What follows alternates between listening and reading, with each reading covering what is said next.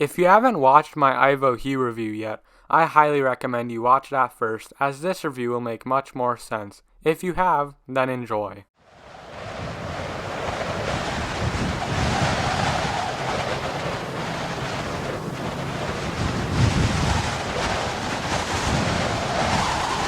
Well, it's certainly a shame I won't be reviewing anything for Christmas just like last year. If only I had an item I'm sure would be both festive and interesting. Alright, hold on, let me get this straight. So you're not releasing a new review during the best and the most festive holiday season because... Hey! Stop hogging the damn spotlight, Mike! I am so sick of being pushed over to the side while others, including you, get reviewed! Jerk! Oh, blah, blah, blah. That was years ago, Frank. And that argument is completely irrelevant now that Useful reviewed you last year.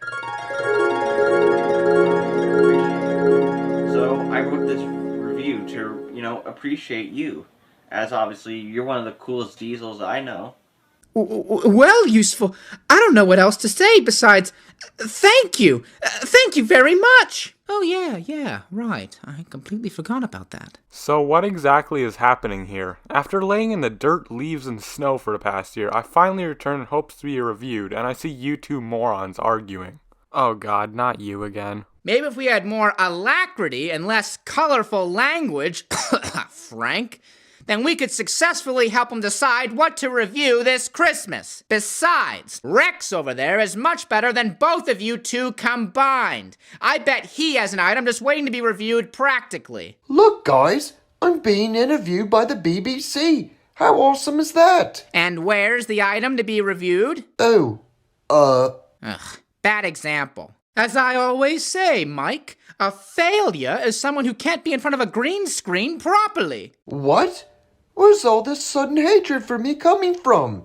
I thought you liked me better than Frank, Mike. Actually, I hate you both.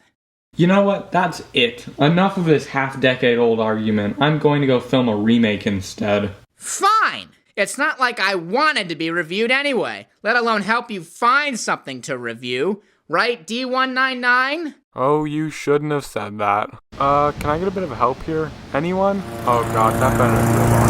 Oh no.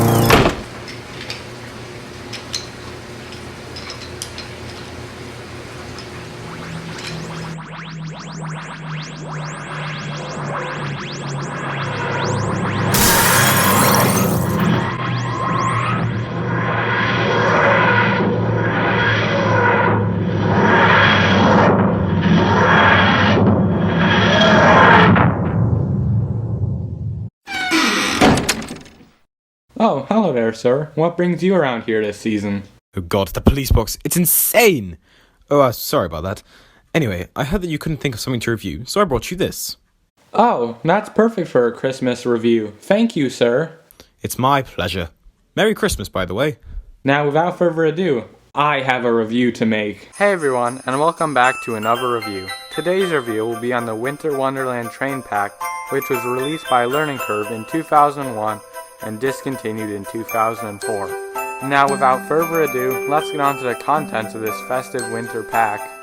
This pack includes the snowy Winter Wonderland Thomas of a gray snowplow based off of I assume his Season 6 look, a brown cargo car of a present cargo piece, and the Winter Wonderland caboose. Now, let's take a look at each item in this pack in more detail.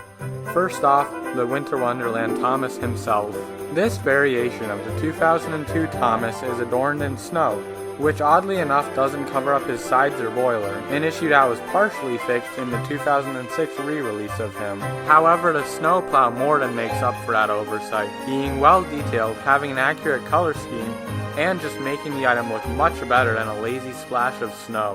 While I would have liked the wood snowplow instead of plastic like seen on the Snow Machine prototype, I do think this is as good as it gets. Now on to the second item in this pack, the present car. At first glance, this is definitely the weakest part of this pack, and the presentation is a bit dull overall. The present cargo piece is a nice touch, however it feels a bit lacking of any major detailing on the sides, such as wrapping down the side of the present box, or a more detailed bow. Personally, I think a green or red cargo car would have fit the style of this pack much better, but that's taken care of with the Winter Wonderland caboose. the final item in this pack. In my opinion, this item is very charming, and the icicles hanging from the roof are definitely welcome additions. I think the caboose does the best representation of a Christmas-themed item in this pack. However, the Thomas is certainly the highlight here out of the three. The detailing also isn't terrible, though I would have liked to see something more, like the windows lit up inside. But for a Winter Wonderland caboose of all things, I think it does the job pretty well. All in all, I think that the variety of items included in this pack are actually pretty solid, and 2 out of the 3 included here are worth getting, whether that be in this pack together or separately on their own. Speaking of which, I actually didn't get a complete version of this pack at first. At the Edison train show I attended last year, I picked up the Winter Wonderland caboose, and before that, I had acquired a much worse for wear Winter Wonderland Thomas. If you don't have this pack in your collection yet, or don't own the Adventures of Thomas pack in that case, then I do highly recommend it. I think it's a really good representation of a great holiday-themed pack. Anyway, I thank you for watching, and this is King Thomas Fan 121, signing out. We wish you a Merry Christmas, we wish you a Merry Christmas, we wish you a Merry Christmas and a Happy New Year.